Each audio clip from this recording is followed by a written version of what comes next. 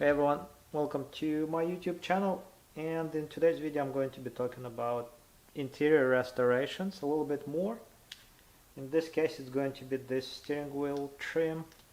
This came off a 330i E46 ZHP, and I mentioned that because those cars came with different steering wheel styles, so what you have might look a little bit different.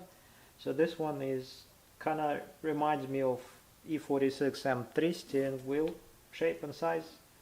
It may actually be the same steering wheel, I'm not 100% sure. I'm a little bit rusty on E46 trims and models and all. So this steering wheel trim is plastic, as we can see. Well, they're all plastic. There is no real wood or anything like that anymore. Makes sense, right? So these halves are a little bit different. I'm not sure if I worked on these before or not. I mean these exact pieces, because the upper part is hard plastic and the bottom one has that rubberized coating. I believe that the top is supposed to have some rubberized coating too. This may have been either, I don't know, this my brother gave it to me, so it may not be an original shape. I mean not original finish. On the upper part I already cleaned it. I removed the buttons here. That's a different story. So removed the buttons, cleaned everything. So this I just scuffed it up with like Scotch-Brite or whatever you feel like. Maybe 400 sandpaper, that might work. On plastic 600 is probably, but is better. Well, but the point is that something like this, Scotch-Brite gray or red, but you have to scuff the plastics because the paint need something to be sticking to. It's not really going to be a chemical bond. It's going to be mainly mechanical. So you need to create a surface that the paint can adhere to. And like I said, I removed the buttons. I masked what I don't want the paint to go on. And I don't want to overspray everything because I did not scuff.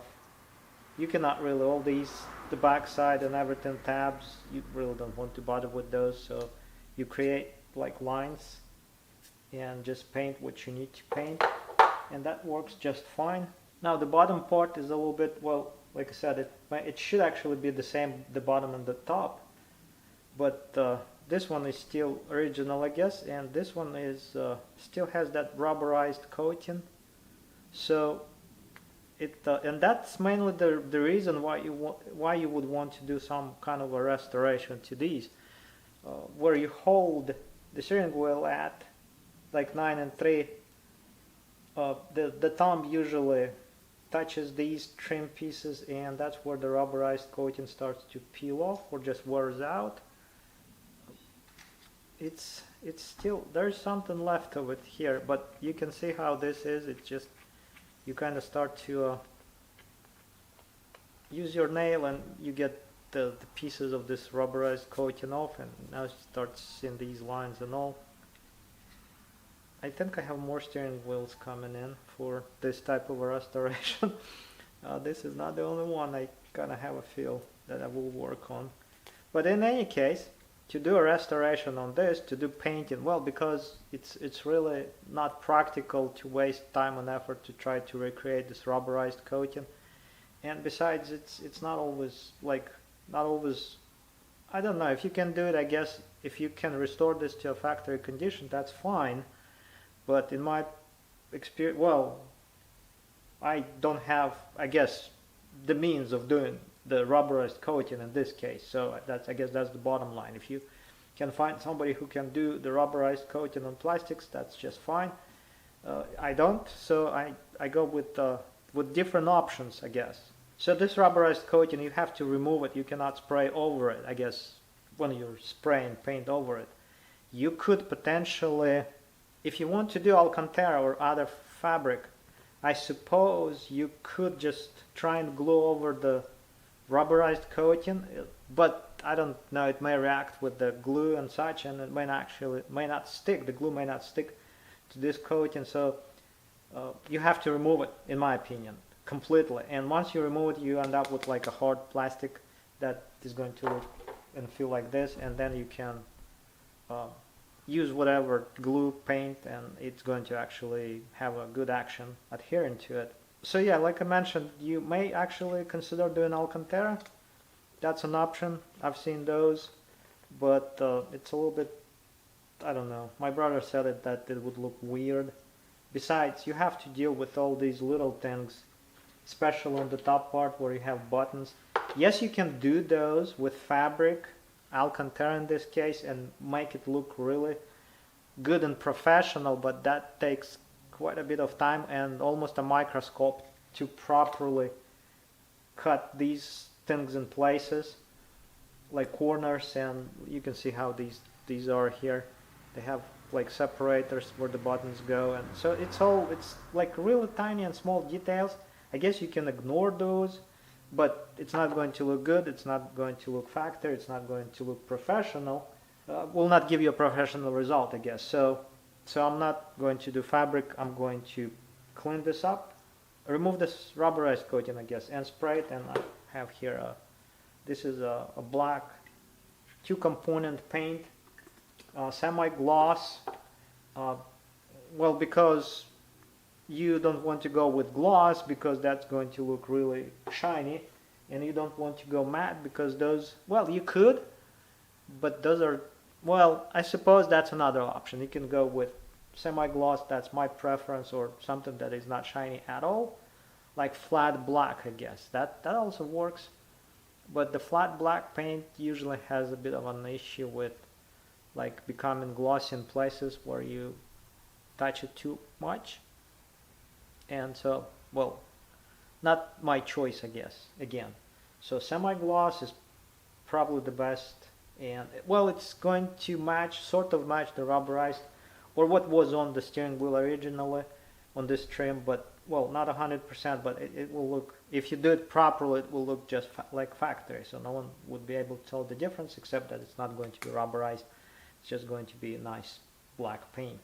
And here I removed this emblem, and I didn't want to original. I think I've done a steering wheel that without removing this emblem, but this one that came out good, but I want to do better, or at least try to do better. And so I removed this. It's removable, but you have to be really careful because you can crack it, you can scratch it, and I don't think you can buy these emblems anymore. You cannot replace them. If you break it, you are done. You're done basically. And the reason to do this is because these pieces used to be, back in the day, available, affordable, but not anymore. These are like hard to find these days. If you want to go like factory, it's going to be expensive. And well, if you can get away with a professional result that is a fraction of the cost, I don't see why not do it. Spending like $200 on these, or over $200, or I should actually look up what they are, but that's kind of, I mean, if you're into restoration maybe, but in my opinion that's a little bit excessive, I guess. So let's get on and remove what's left of this rubberized coating. I don't think I need to show the whole process really, but I'm just going to demonstrate a little bit. This is going to be a bit of a lacquer thinner. You can do acetone, but acetone evaporates too fast. So I'm going to demonstrate how this rubberized coating is actually, how it comes off. So you just do that, and it becomes like that. So you can actually try soaking this rubberized, this coating, or you can just start wiping it off. Eventually it will come off. What's better, well, this was just a demonstration, I guess, just to make it visible, what's coming off. What works better, just grab something like a microfiber, because that towel will just grab onto the coating, and it's just going to really pull it off. The other thing that you can do, you can remove it mechanically. Just start scraping it. Yeah, it's a little bit tough, in a sense, to remove. It's not tough enough to last, but it's tough to actually, it resists the removal process. You can try doing something like this, and that kind of works on flat surfaces, but the danger is if you use something metal,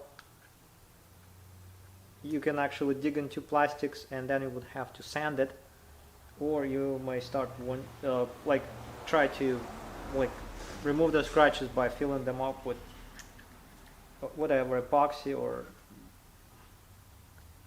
whatever. So here, yeah, all this is just BMW's ideas, I guess, German engineering in this case. And when you remove this coating, you end up with the plastic color of like those A pillars inside of the A pillars, B pillars, pillar covers, I guess, kind of tan color. I guess you get the idea. So I'm going to keep going with this until all that is gone. And once I'm done, I'm going to show you what it looks like. Yeah, this was weird because this is all black on the back side, and this one is black on the back, but when the coating comes off, it kind of becomes tan. I don't know what the deal is, not sure, but this one is done and ready. So let me keep working and I'll show you what's going to be next. And once you're done with the factory coating removal, your steering wheel trim, lower trim, is going to look like this. It's pretty much white color plastic, so has to be free of scratches at this point. So when you prepare the surface, you have two options basically. You can have a rough finish and then primer it, or you can just prepare the finish to the final condition and just apply the paint. I guess it also depends on the type of paint you're going to be using. If it's something that is really thin, it's just a thin paint is not going to really cover or fill up any scratches. So if your paint is thin, it's just not going to really hide any imperfections that you have in the surface. So if you have a rough surface, you have to do primer first and then the paint, or if you're using paint that can actually fill up scratches, something that is like epoxy type of paint or something that you can just use without any primers, that's an option. And many paints that you can buy from a store that are meant to be used on plastics, they rarely require primers, although sometimes a primer is required, but it all depends on the materials, I guess. What I'm doing is just one step, in a sense that I'm not going to use any primer. Besides, if my first coat does not come out perfect, I can let it cure and then sand it again a little bit to make the surface smooth, in a sense that if there are like large scratches that are still visible and are not gone. So, but in general, I kind of can see that this surface is fine. Well, we shall see, but I think this surface is fine the way it is for the final surface finish, for the final paint coat, I guess. And in any case, that's the next step. Yeah, it's always a good idea to do the final inspection of whatever you're about to paint, so you don't end up with like visible scratches. And you have to degrease whatever you're about to paint and never touch it with like bare hands, and better not touch it at all.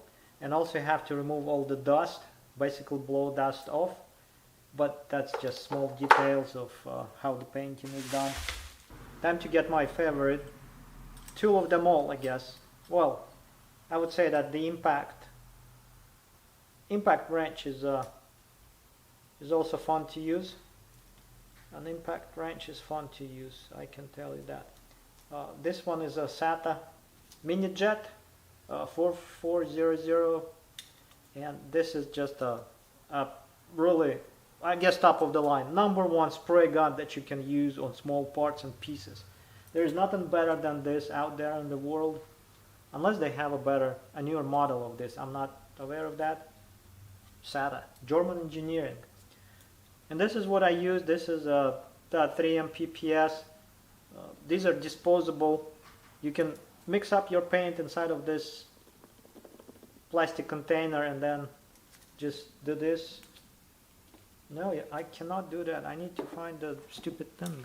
Well, of course you can use SATA cups, but I'm using the that 3 Mbps, and there's an adapter like this that goes here. So this adapter just locks in place, and then what you do, just install this. Disposable, like I said, just flip it up, upright, I guess, because this was upside down. So the next step is to plug this into a compressor that I have, and I guess I'm not going to show that because you just spray paint over the trim pieces that you're repairing or refurbishing or restoring, and then I guess I'll show the results after I do that.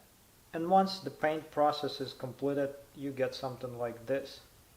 This is the paint that I mentioned, the semi-gloss black. It's not really glossy, but it's also not really flat. So I think it's a perfect combination for these interiors, or perfect type of gloss. And this is the bottom part. I still see a bit of a, well, I think it looks good. I could do a second coat. Well, this is 2 coats, so I can do another coat, and well, when it cures completely, I can scuff it up a little bit more if I wanted to, and actually do another coat. But I think this looks pretty good the way it is. I don't think I want to really add anything to it, and this is not needed anymore. Well, I think it looks good, in my opinion. I'm going to give this to my brother to do the evaluation, I guess, and he's going to be the final inspection, I think. And now if we put these two together, it's going to look something like this, and I think this looks as good as it can be, I guess, at this point. Now I can reglue that emblem. Well, that's the result. That's how you do it.